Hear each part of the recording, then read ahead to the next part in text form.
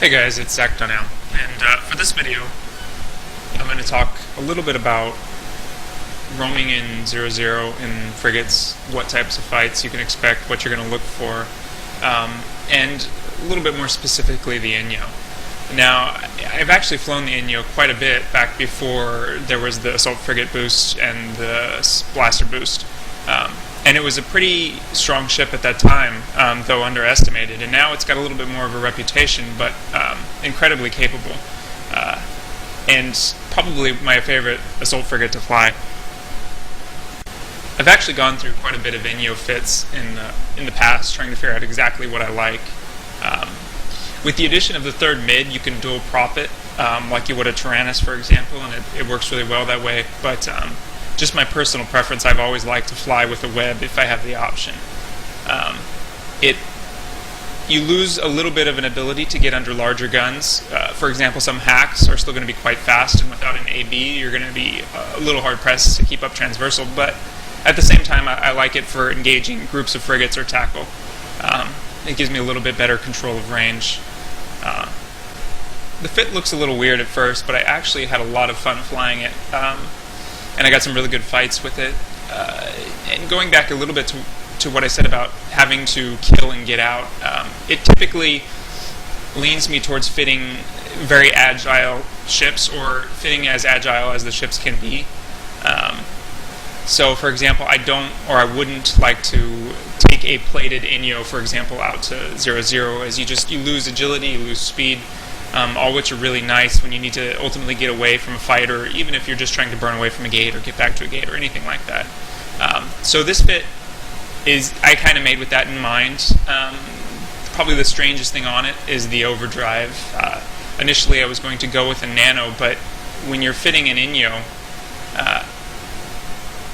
you definitely want to include a damage control, as the Enyo has a massive amount of structure for a frigate. And oftentimes that's pretty much the only tank my Enyos will have, is just a damage control, and it gives you quite a bit of effective HP. So if I were to place a nano on it, I would lose a lot of that structure back and take away a lot of the tank. So I'm pretty comfortable with the base frigate agility, so I went with the overdrive injector. The ship is really tight on CPU now, so having a mod like that that's effective and helps you get what you want without using a lot of CPU is nice. So that's a little about the fit. Let's start roaming. So I actually choose to start my roam in Cloud Ring. I usually base out of the low sec nearby, so it's an easy and quick destination. And I know the area pretty well, who lives there, what I can often expect from the alliances there. So I head out, and I end up jumping into F7C as my entry to 0-0. It's pretty good for the time of day I play, which is late US time zone, because the system is rarely camped, and it's an easy way to get in without having to worry about much without a scout. That being said, that this time of day it is hard, or a little bit harder, to find people out. And often most of my fights will come in station systems, because there'll always be a lot of people hanging out there, and it's you can at least poke your head in and see what's going on. So I start jumping around the station systems in Cloud Ring, and I end up in 9-4, which is one of the Black Mark home systems, I believe. At least there's a lot of them there. And I immediately notice when I jump in that there is an Oracle, a Comet, and a Hookbill on scan. And this piques my interest right away, because I really want to kill a Comet, and the Hookbill's not bad either. But the Oracle is a bit of a concern for me. Depending on how the fight sets up, I need to be aware of where he's going to be, because even with long-range guns and really bad tracking, if he warps in far enough or has a tactical near where the fight ends up happening, like on the gate, for example, where they are, I could be in trouble.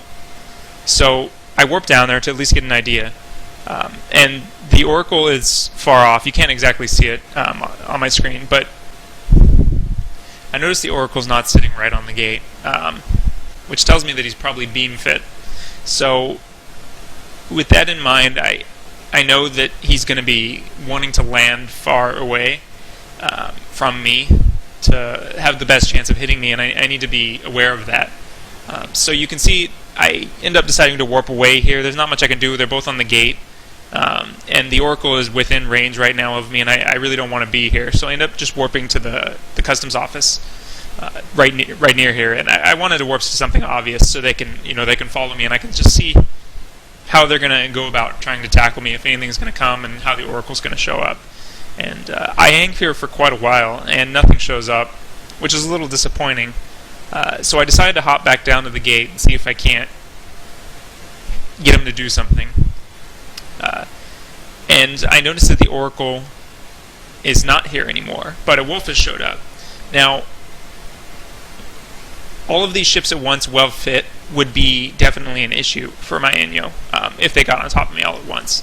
But I'm kind of going on the assumption that they're not going to be the best pilots, and I can use that to my advantage. And so I feel fairly comfortable with the hook build of the Comet and the Wolf on grid still. With that being said, with the Oracle gone, this is the easiest situation for me to engage them in. So I decide to just let this Comet tackle me. You can see he's coming out for me, and after I shut off my micro warp drive, he closes in pretty fast. And from this point on, it's fairly straightforward. And as you can see, the Comet is no match for an Enyo just because of resistances and my damage. And he goes down pretty quick. The Wolf ends up coming up next. And I mean, it times pretty much perfectly for me. Just as the Comet goes down, the Wolf gets in my scram range. And I have to admit, after looking at these kills, they were actually fairly poorly fit ships, and it explains why this Wolf is doing such pitiful damage to me. And then there's this Manicore. I had actually seen it earlier, and I didn't mention it, but it's not much of an issue, particularly since she's going to be firing kinetic right to my highest resist. So the Wolf goes down, not much trouble. I micro warp drive to the Manicore and tackle it and kill it pretty easily.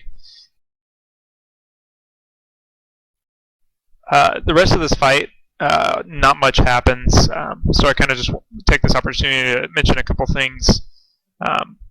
I fly this with null, and I go back and forth sometimes. It depends. It's very situational. But null is generally a little bit safer bet, particularly when you're in micro warp driving frigates, because you're going to tend to overshoot the target by a significant amount, particularly if you're both fast and you're approaching each other. But usually any situation you're going to sling past a little bit, and using null will allow you to project your damage while you're a bit farther away, waiting to close back in. And it's usually worth it, and with the tracking boost to blasters as well as the tracking bonus on the Enyo, using null really isn't much of an issue.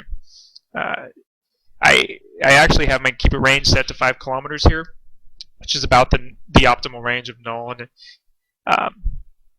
it works pretty well for this fight. It wasn't what I would have had it set at. I probably would have wanted more like 3 or 4. And I generally use keep it range when it's just a straight frigate fight, like I'm only fighting one at a time, because I don't need to worry about getting under guns, tracking, and it allows me to stay pretty much where I need to be. So I'm going to skip it ahead here a little bit. What ends up happening is the Oracle actually warps back a little while after the fight ended, back at his tactical on the gate. And I know he's beam fit, so I know that I won't have too much of an issue getting under his tracking, even at this distance. But the issue is more of how do I convince him to stay long enough for me to get close enough. So I actually allow myself to drop down to 0 transversal here for a moment, which is kind of risky, but I feel pretty confident that I have enough HP, and you can see it takes me pretty much down into structure, and after that I start to move back again, but unfortunately as I start to get fairly close and in lock range, he ends up warping off, and I'm not able to get him. We did this a couple times actually, 2 or 3 times, and he does the same thing. So I'm about ready to leave, and then a tornado shows up too. And I'm kind of pushing my luck by staying around this long, but I wanted to give it at least one shot to catch him. Maybe he won't be as cautious as the Oracle pilot was. So with the Oracle quite a ways away, the tornado is actually closer than I was expecting, so I decided to burn in for him. You can see I overload my micro warp drive, and I get pretty decent top speed. But unfortunately, he does the same thing as the Oracle and warps away. And I wanted to show this clip because I do something that I think actually is somewhat helpful, and I've caught a few ships doing this. When he warps away, I had a rough idea of how far he was from me, and I was also heading generally in the direction he was at. And so I add this as a bookmark. Since a lot of these pilots are going to come back to the same spot, I can sit, preferably off-grid actually, and wait to see that tornado back on scan, and then warp down to the gate as soon as I see him there, and hope that he'll be at the same spot, and I'll be close enough so that I can just jump on him really quick before he's able to know what happened. And unfortunately, he doesn't do that. The tornado never actually shows up again, and I hang around a bit longer, and I see a blackbird, and that's pretty much the sign for me that it's time to go. So I ended up scooping a little bit more loot, and I continued on my roam up into Pure Blind, actually. Pure Blind is a region I spend a lot of time in, and I know it really well. So I end up passing through X-7, and on my way to EC Dash, I notice a solo tornado on scan. Now, tornado is not too hard of a target for me, but I do need to start the fight pretty close to him. I can't be too far away because tornado's overloaded. Micro warp drive is going to get him about 2,200 meters a second. I overloaded with this fairly fast Enyo. I'm only doing just a tad under 4,000. So that's only a closing rate of 1.5 kilometers a second, which could in the time it would take me to close 30 kilometers or so, he could very well have me dead. So anyway, I warp over to the gate I find him at, and he's far away, which immediately makes me think artillery. This is usually what they do, and that was the case with the Oracle in the previous fight. So I start moving. I don't want to be sitting still at all, just in case. And he doesn't lock me right away. And now that I'm free of that bubble, I start to move down just kind of towards him and to do the same thing I was doing to the Oracle, basically. And then I notice he warps off to the customs office. Now, I choose to warp at 100 here because I'm still not sure if he's arty or not. And if he is arty, I want to be... I'm thinking he's going to warp that far. And I want to try to land on top of him. Now, it turns out that that's not the case, and he had actually warped to 50. And you notice he's almost immediately burning away with his micro warp drive, and this tells me two things. First, that he's definitely not arty fit if he warped at 50. And you can see it there with his guns. He's got 650s.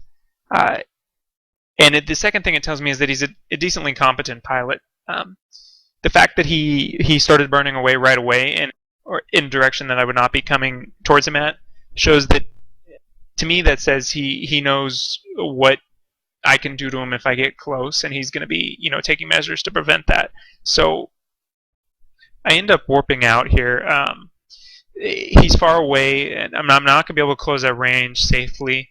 And if I do keep up enough transversal, it will be near impossible to get close enough to him to scram him anyway. So I warp off.